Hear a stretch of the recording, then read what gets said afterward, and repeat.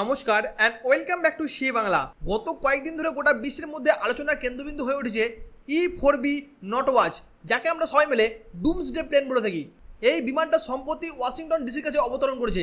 এর ফলে social media থেকে শুরু করে নিউজ চ্যানেল সব জায়গায় হইচই পড়ে গেছে, কারণ এই বিমানটা শুধুমাত্র একটা সাধারণ বিমান নয়, এটা হচ্ছে একটা ফ্লাইং পেন্টাগন। পেন্টাগন হচ্ছে আমেরিকার মিলিটারি কন্ট্রোল সেন্টার, যেখান থেকে আমেরিকা গোটা পৃথিবীর মধ্যে তাদের কমান্ডকে বজায় রাখে।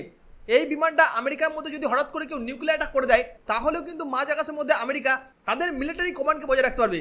আজকে আমরা এই ভিডিওর মাধ্যমে জেনে নেওয়ার চেষ্টা করব এই ডুমসডে প্লেনটা আসলে কি, এটা কীভাবে কাজ করে এবং কেন এটা এত গুরুত্বপূর্ণ।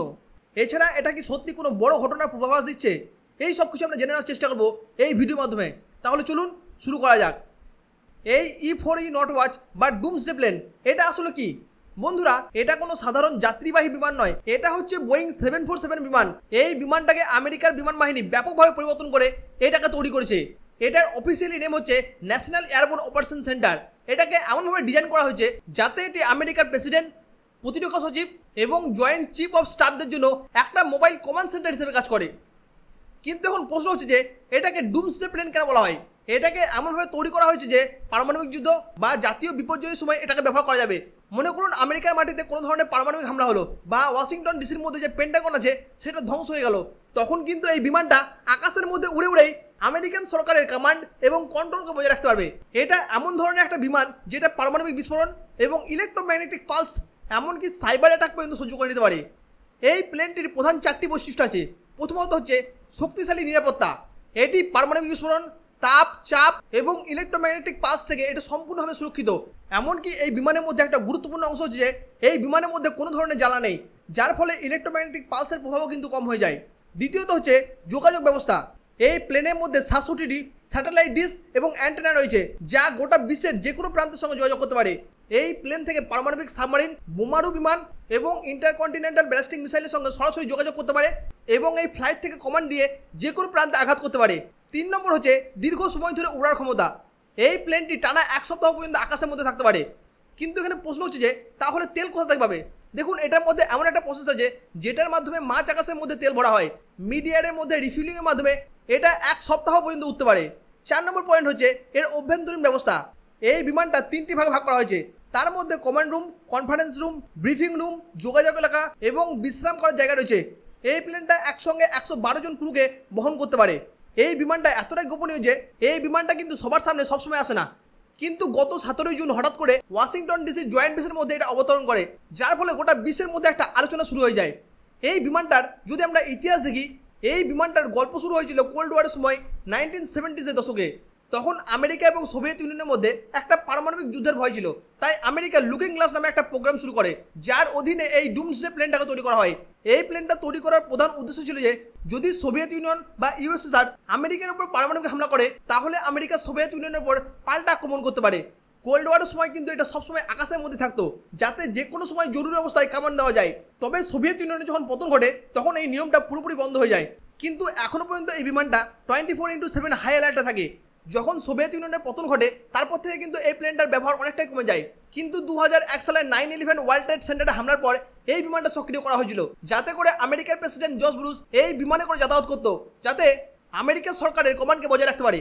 দ্বিতীয়বার আমরা দেখতে পেয়েছিলাম 2017-18 সালে, যখন ডোনাল্ড ট্রাম্প প্রথমবারের মতো আমেরিকার প্রেসিডেন্ট হয়, তখন উত্তর কোরিয়া এবং আমেরিকার মধ্যে একটা উত্তেজনা সৃষ্টি হয়েছিল। ঠিক সেই সময় এই প্লেনটাকে একবার দেখা হয়েছিল।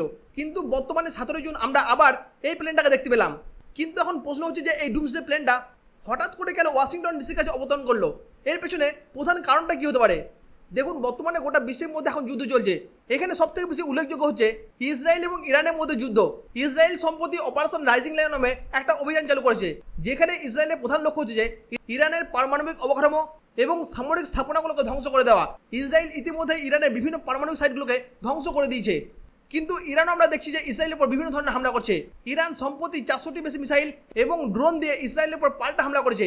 এর ফলে ইসরায়েলের হাসপাতাল, স্টক মার্কেট ভবন, এমনকি আবাসিক এলাকার ক্ষতি হয়েছে। এমনকি ইরান সম্প্রতি ফতেহাবাদ নামে হাইপারসোনিক মিসাইল ব্যবহার করেছে। আর এরই মধ্যে আমেরিকান প্রেসিডেন্ট ট্রাম্প ইরানকে নিঃশর্তভাবে আত্মসমর্পণ করার জন্য দাবি জানিয়েছে।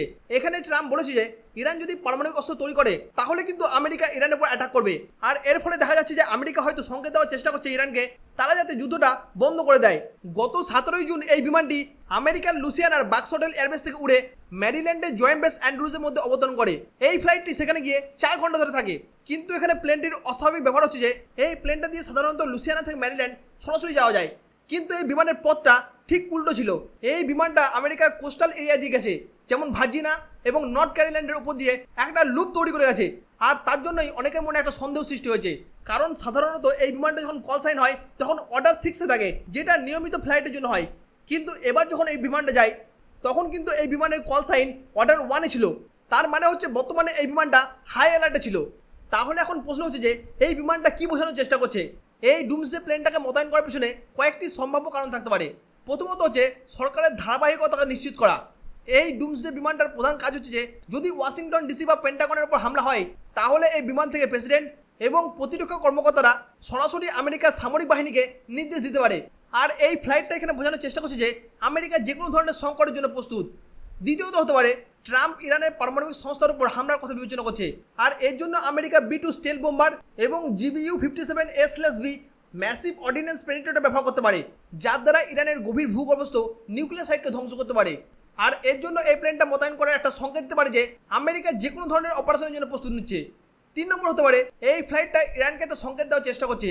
আমেরিকা ইরানকে বোঝাতে চাইছে যে তারা যে কোনো ধরনের পরিস্থিতির জন্য প্রস্তুত।